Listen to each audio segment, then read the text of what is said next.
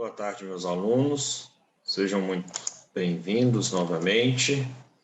Vamos falar hoje da nossa aula 5, assunto este da nossa aula 5, IPVA, Imposto sobre a Propriedade de Veículos Automotores.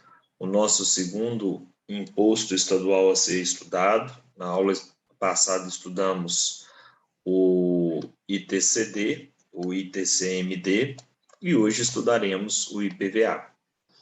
A primeira questão importante da gente falar de IPVA é entender até mesmo uma questão histórica dele.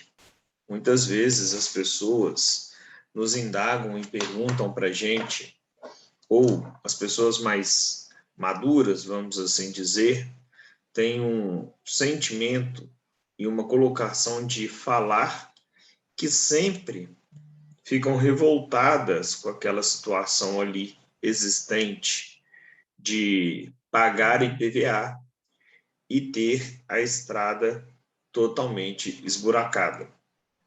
E aí é muito interessante que quando a gente começa a olhar a história do IPVA, a gente verifica que o IPVA surge em 1985, justamente no intuito de substituir a taxa rodoviária. Porque antes de 85 existia uma taxa que chamava-se taxa rodoviária, a qual, turma, era justamente utilizada e cobrada de todo mundo que tinha um veículo. Mas por fato de não haver possibilidade de se aplicar também o princípio da divisibilidade, a taxa rodoviária foi extinta por conta da sua, no caso, inconstitucionalidade e ilegalidade, e nasce então a figura do IPVA, que é o Imposto sobre a Propriedade de Veículo Automotor. E assim, ele tem a prevalência e tem a sua legalidade e constitucionalidade reconhecida. É muito interessante o que restou convalidado com a nossa Constituição de 88. É muito interessante a gente saber que o IPVA vem e substitui a taxa rodoviária justamente por conta de uma situação a qual nós vamos discorrer aqui. Situação essa seguinte: por diversas vezes foi demandado junto ao Supremo se o IPVA deve ser cobrado de aeronaves e embarcações. E isso o Supremo já convalidou e pacificou o entendimento de que o IPVA adveio da taxa rodoviária. E por advir da taxa rodoviária, o histórico e a prevalência do IPVA é que ele originou-se de veículos, então, terrestres, e por ser originado para isso, ele só deve ser aplicado para veículos terrestres. Então, veículos marítimos ou aéreos, não se deve aplicar o IPVA, tá? Por quê, gente? Porque a aeronave é um veículo automotor, né? As embarcações são veículos automotores porque eles são veículos, primeiro, só que não são terrestres e eles têm motores. Então, na lógica, poderíamos sim cobrar, mas o STF já reconheceu que não se aplica IPVA sobre eles, porque, no caso, o IPVA adveio da taxa terrestre, da taxa rodoviária, tá? Ah, Eduardo, então beleza, ok. E vocês vão ver que nas nossas leis referentes a IPVA, os estados colocam lá que pode incidir, inclusive nós vamos estudar aqui dentro da sala de aula, ok? Então, primeira regra matriz é IPVA é um tributo estadual, a competência é do estado, é um imposto estadual, está disposto no artigo 155 da Constituição e fala lá, compete aos estados e ao Distrito Federal instituir impostos sobre, inciso 3, propriedade de veículos automotores.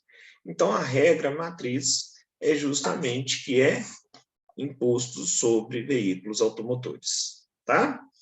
No parágrafo 6º vem a seguinte disposição: o imposto previsto no inciso 3, ou seja, o IPVA. Inciso 1, terá a alíquota mínima fixada pelo Senado Federal. Turma, o Senado ainda não fixou a alíquota mínima. E inciso 2, poderá ter alíquotas. Poder é uma faculdade.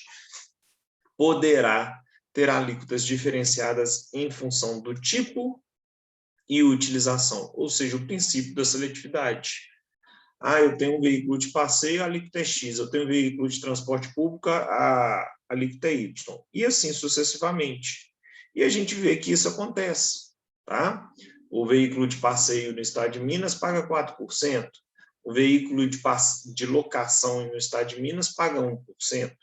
Então, esse é o princípio da seletividade. A depender do tipo e para que aquele veículo é utilizado, você tem uma alíquota diferenciada por isso também. Tá ok? Não temos progressividade, tá? E o IPVA, turma, é tratado integralmente pela lei de cada estado. Por quê? Porque a Constituição veio e falou, caberá aos estados instituir o IPVA. Nós temos uma lei complementar de IPVA, turma? Não há uma lei nacional, geral, uma regra definida, que traz uma regra e que traz uma definição do IPVA. Então, cada estado tem ali a sua competência plena para fazer a sua legislação do IPVA.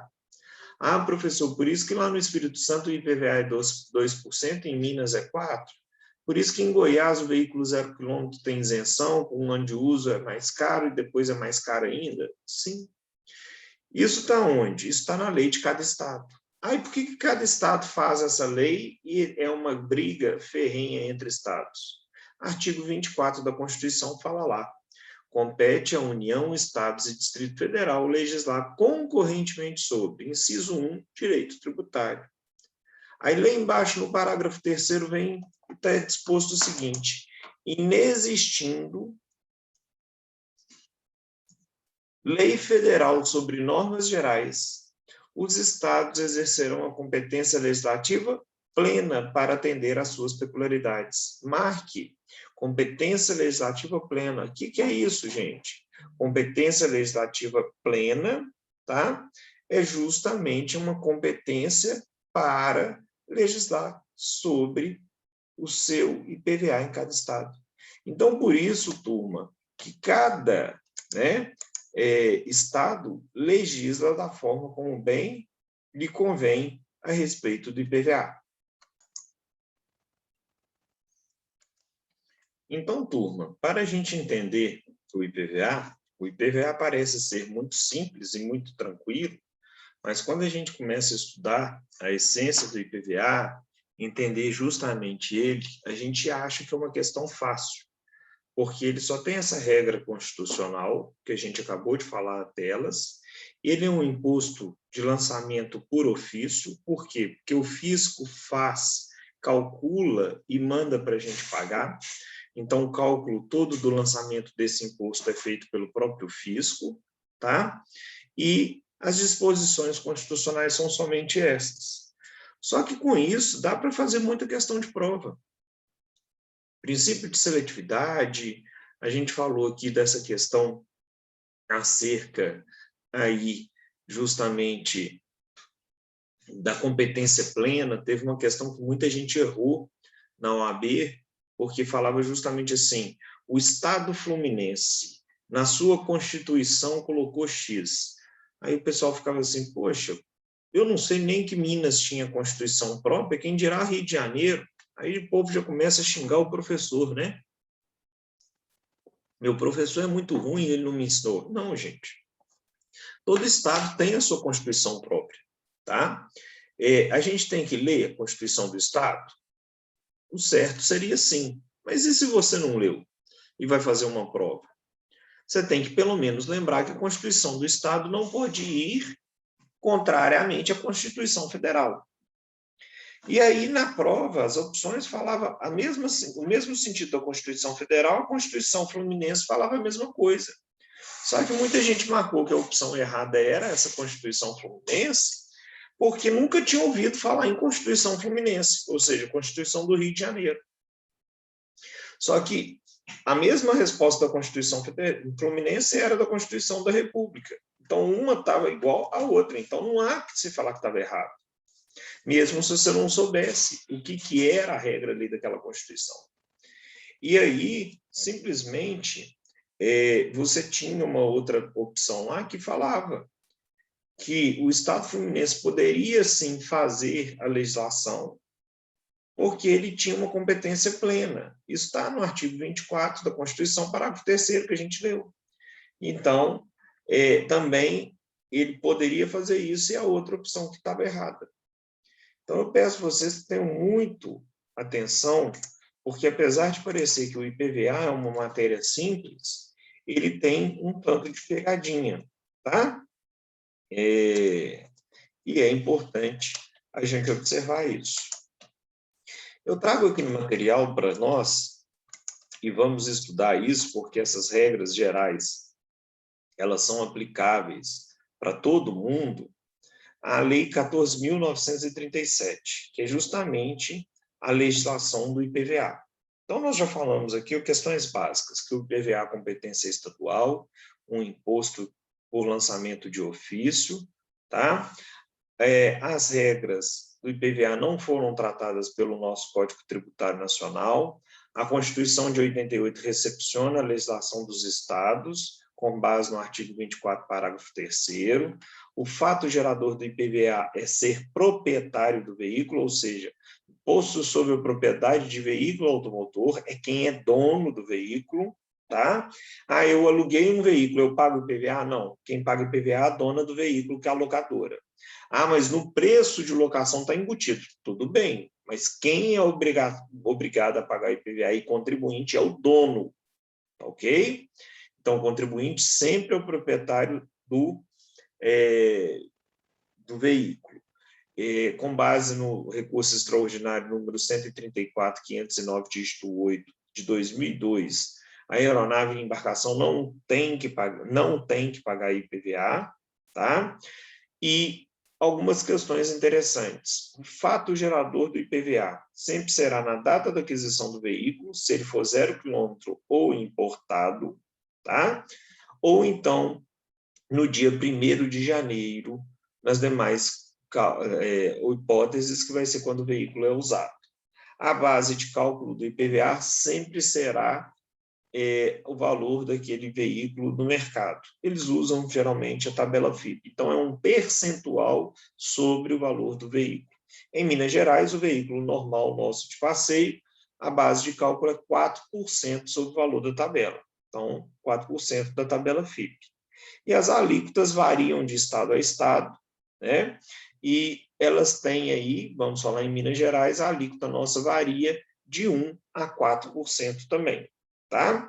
Uma questão interessante, para a gente mudar a base de cálculo do IPVA, a gente tem que observar uma anterioridade de 90 dias, e se eu for mexer na alíquota do IPVA, eu tenho que esperar uma anterioridade nonagesimal, ok? Uma situação, um caso interessante. Nós vamos ver na legislação do Estado de Minas Gerais que o IPVA ele tem isenção, o taxista. Então, o taxista lá está com o seu carro, deu dia 1º de janeiro de 2021, estava isento. Virou o ano, 1º de janeiro de 2022, estava isento. Aí, no dia 20 de fevereiro de 2022, o governador do estado de Minas vem e revoga a isenção, porque a isenção é concedida por lei, então ela pode ser revogada. O taxista vai ter que pagar em 2022 o IPVA? Se foi revogado em fevereiro de 2022? Não. Por quê? Porque o fato gerador já vai ter ocorrido, que é dia 1º de janeiro de cada ano. Então, a revogação de uma isenção, ela só causa efeito no ano posterior. Tá? Então, agora eu peço a vocês que acompanhem essa aula que eu estou dando aqui e abram a lei aí, 14.937, para a gente falar a respeito dela. Então, no artigo 1º, que é a lei do IPVA, vem e fala: o imposto sobre a propriedade de veículo automotor incide anualmente sobre a propriedade de veículo automotor de qualquer espécie, sujeita a registro, matrícula ou licenciamento no Estado. Então, a incidência se dá de forma anual, Fato gerador é ser proprietário de veículo automotor, né? Contribuinte é ser o proprietário de veículo automotor. O fato gerador é ser dono de veículo automotor, tá? Professor, moto paga? Paga. Carro paga? Paga. Ônibus paga? Paga. Moto de trilha paga? Não. Por quê? Porque a moto de trilha ela não anda em espaço urbano. Então, a moto de trilha não necessariamente precisa ter emplacamento e ela não paga IPVA. Qual que é o problema? Se você andar com uma moto de trilha fora de espaço rural e a polícia pegar, ela apreende a moto de trilha. Aquela carretinha que a gente acopla na traseira do veículo e anda com o carro para cima e para baixo, paga IPVA? Não. Ah, mas ela tem placa. Ela paga registro de licenciamento. Por que ela não paga IPVA? Porque ela não tem motor, ela fica acoplada a um carro. Então, a mesma regra são aquelas carretinhas que são acopladas aos cavalos mecânicos. Ok? O artigo 2º da lei fala: o fato gerador do imposto ocorre para veículo novo, na data de aquisição. Como é que se dá isso, turma? Comprei um carro que vale R$100 mil no meio do ano, exatamente no meio do ano. O IPVA em Minas é de 4%. Então, 4% de 100 mil, eu vou pagar R$4 mil. Só que eu comprei esse carro 0 quilômetros no meio do ano exatamente. Então, eu vou pagar 4% sobre 100 mil? Sim, mas proporcional ao número de dias que falta para o ano acabar. Então, eu pago R$2 mil, entendeu? Agora, e o carro usado? O carro usado, o fato gerador sempre vai ocorrer no dia 1º de janeiro de cada ano. Ah, professor, mas em Minas, eu só preciso pagar o IPVA dia 20 de janeiro. O fato gerador é dia... Eu só preciso pagar ele à vista ou começar a parcelar dia 20 de janeiro. Mas o fato gerador é dia 1º de janeiro. A data do pagamento é outra conversa. A data do vencimento é outra conversa. Tá? Tem um caso muito interessante que aconteceu comigo. Eu comprei um carro uma vez, que não era do estado de Minas, foi no final do ano. Ele era do Paraná. E aí, eu passei Natal, Réveillon, e só depois eu fui mexer com transferência desse carro. E ainda ele estava com a placa de lá e tudo, e veio a dúvida. Poxa, para onde eu pago esse PVA? Paraná ou Minas Gerais? E aí, justamente, eu paguei para o Paraná. Por quê? Porque eu não tinha transferido o carro ainda para Minas Gerais e tinha virado o ano. Ah, eu paguei proporcional lá e cá? Não, porque dia 1º é o fato gerador do carro e pronto. Então, eu paguei lá, tive lá a quitação, e aí eu consegui transferir para Minas. O que eu gastei em Minas? Apenas o valor de transferência e mudei a tarjeta da placa do carro. Mais nada. Tá? Então, veículo usado é todo dia 1º de janeiro, e veículo importado é toda vez que o veículo chega ao Brasil e é desembaraçado. Ou seja, que ele vem justamente para ser comercializado. Ok? Então, parágrafo 1º fala. Parágrafo 1º do artigo 2º da Lei 14.937, de Minas Gerais. Para os efeitos desta lei, considera-se novo veículo sem uso, até a sua saída promovida por revendedor ou diretamente do fabricante ao consumidor final. Professor, aquele carro 0 quilômetro que está lá na concessionária paga IPVA? Não. Aquele carro que está lá no pátio da Fiat paga IPVA? Não. Ele só vai pagar IPVA no dia que ele for faturado, ou seja, é vendido para alguém. E aí eu vou pagar calculando proporcionalmente o valor sobre o número de dias que falta para o ano acabar. Ah, professor, então por isso que tem um tanto de marketing aí que eles usam agora no fim do ano e coloca lá, compre seu veículo 0 quilômetro nos últimos dias desse ano e ganhe o IPVA pago. Por quê? Porque o IPVA é proporcional e vai ficar barato. Por isso que eles fazem esse marketing. Parágrafo 2º. Na hipótese do inciso 1 e 3, que é veículo novo e importado, o recolhimento será proporcional ao número de dias restantes para o fim do exercício. Falamos isso. Parágrafo 3º. Tratando-se de veículo usado que não se encontrava anteriormente sujeito à tributação, considera-se ocorrido o fato gerador na data em que se der o fato ensejador da perda da imunidade ou da isenção. Muito bacana e muito importante esse, isso cai em prova. Suponhamos que você vai comprar um carro usado. Esse carro usado, a pessoa que te vendeu já pagou o IPVA no início do ano. Então, quando você vai transferir o carro, você vai simplesmente transferir ele, pagar a taxa de transferência, etc. e tal. Agora, vamos supor que você comprou o carro de uma pessoa que era PCD, são os portadores de deficiências que compram com isenção de IPVA. E aí, essa pessoa te vendeu o carro no meio do ano. Quando você vai transferir, o carro que tinha isenção, ele vai deixar de ter isenção porque você não tem nenhum benefício para ter a isenção. O que vai ser cobrado de você? O valor também do IPVA residual que falta para aquele ano acabar. Mesma coisa, comprei um carro de uma fundação que tinha isenção de IPVA. Mesmíssima coisa, quando você comprou e vai registrar e transferir esse carro, você vai ter que pagar IPVA dela, inclusive proporcional àquele dia, aquele tempo do ano ali que está acabando. Ok? Artigo 2º-A, em relação aos veículos novos e aos importados pelo consumidor, vai considerar-se lançado o IPVA e notificado o sujeito passivo no dia que for registrado o carro, ou seja, no dia que você começar o processo de emplacamento. Tá? Artigo 2º-B, em relação aos veículos usados e importados registrados no Estado, o IPVA será lançado, lançamento de ofício, eu já expliquei, e o sujeito passivo notificado mediante publicação. Ou seja, hoje em dia, turma, não chega nem mais a cartinha te cobrando IPVA. Você entra no sistema eletrônico, na internet, no banco, no celular, joga o renovando do carro, já sai o valor lá para você pagar. Artigo 3º, são isentos da propriedade de IPVA. Aí vocês vão ler, por favor, todo esse artigo 3º, que lá fala várias hipóteses que você consegue isenção. Entidade filantrópica, veículo de embaixada, veículo de pessoa com deficiência física. Na nossa aula presencial, aqui por meio online, eu explico algumas vantagens dessa questão de deficiência física ou alguma necessidade especial. Tá? É um trabalho super carente no meio jurídico. Geralmente os despachantes que fazem esse trabalho, e não é um trabalho bem prestado, então está em um nicho de mercado muito bom para ser explorado por nós advogados, tá?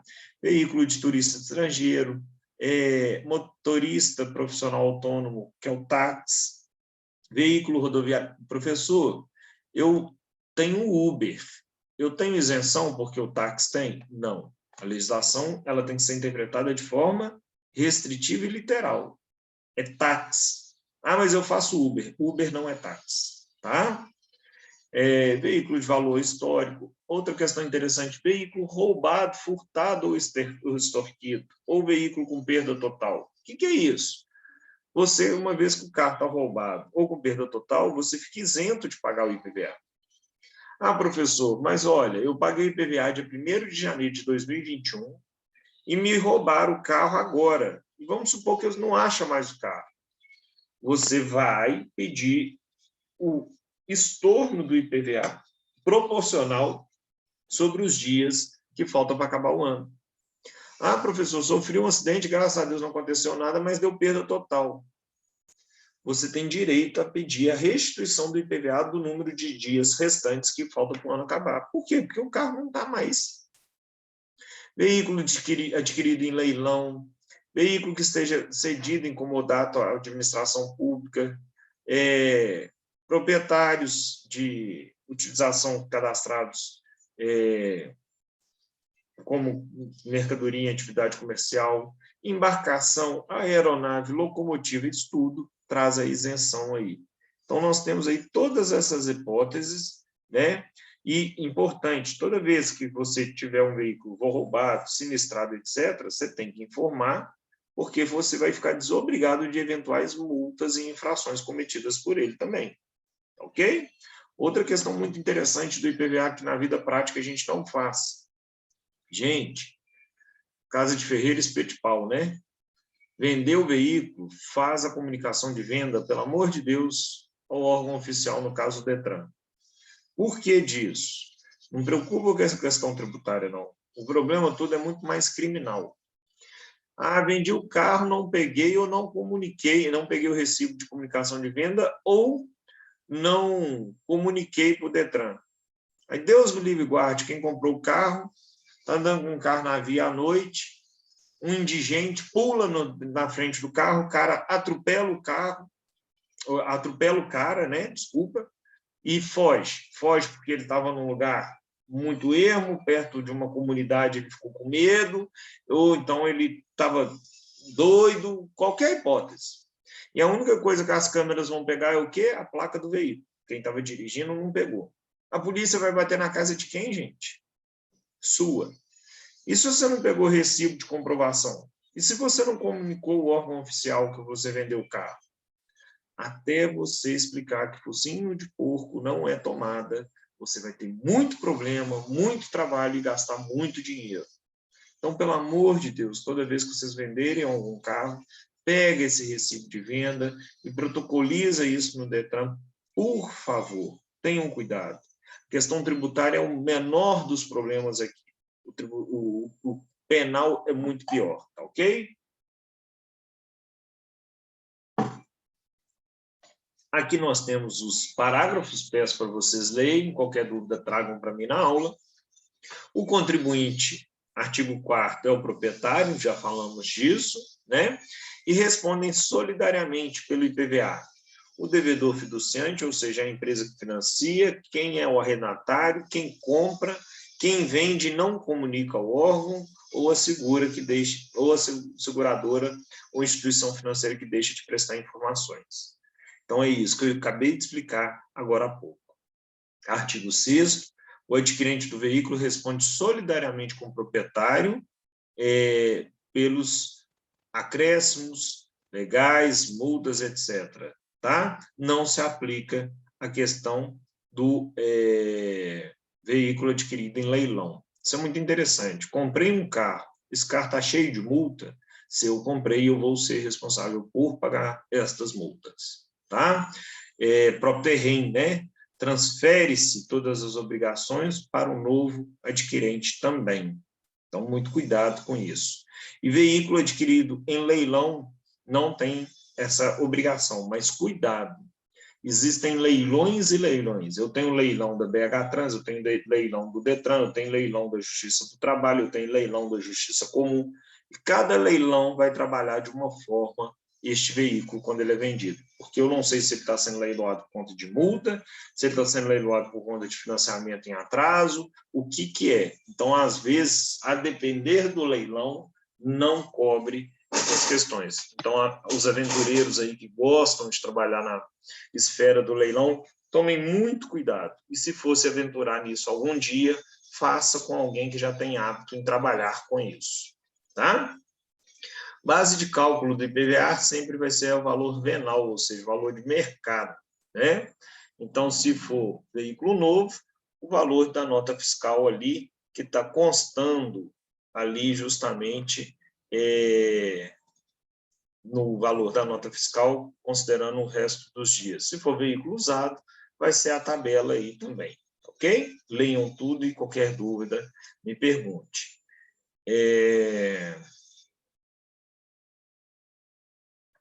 Todo ano, a Secretaria do Estado da Fazenda emite a tabela. Em Minas Gerais, nós temos um programa muito legal que concede desconto para quem paga em dia o IPVA nos anos posteriores. E as alíquotas do IPVA são 4% para carros normais de passeio, 3% para furgão, 1% para veículo de locação, mas aí você tem que comprovar que essa empresa de locação desenvolve preponderadamente atividades de locação, que isso é muito importante, 1% para ônibus, micro-ônibus, caminhão, 2% para moto, e 3% para embarcação. Olha a embarcação aí. Pois é, por mais que o STF já falou, a legislação trata disso. Tá? 2% para automóvel de uso misto, 0,5% para caminhão destinado à locação. E aí o seguinte, os caminhões e máquinas agrícolas que ficam só no campo não pagam IPVA, tá, gente? Também, porque não rodam em espaço urbano, tá? Artigo 11, que ele é cobrado e pago por meio de agências bancárias, hoje é tudo isso tranquilo. 11A, o crédito tributário vencido com mais de 30 dias pode ser parcelado, ou seja, se você quiser, você pode parcelar seu IPVA em mais parcelas lá, depois dele estar vencido. O IPVA não pago em dia gera uma multa de 0,3% ao dia, e se passar de 30 dias vai gerar uma multa de 20%. Eu acho isso um absurdo, mas é o que a lei fala, né? Artigo 12 aí também. Artigo 13 eu já falei, que quem vende tem que comunicar a venda, tá? E o IPVA, artigo 14, é sempre vinculado ao veículo e ao proprietário do veículo, tá? O resto são questões mais relevantes que eu peço vocês para lerem. Chama atenção agora para o artigo 17, que fala do produto da arrecadação do IPVA, incluído os acréscimos legais correspondentes, 50% vai pertencer ao Estado e 50% ao município, que é a divisão tributária. Tudo é calculado, recolhido e fiscalizado pelo Estado, mas o Estado, 50% do que ele arrecada fica na mão do Estado e 50% ele tem que repassar para o município onde o veículo está licenciado. Então, essas são as observações das aulas de IPVA. Peço a vocês que qualquer dúvida anote para a gente discutir e falar aqui na nossa aula em conjunto. Um grande abraço, fiquem com Deus. Beijão.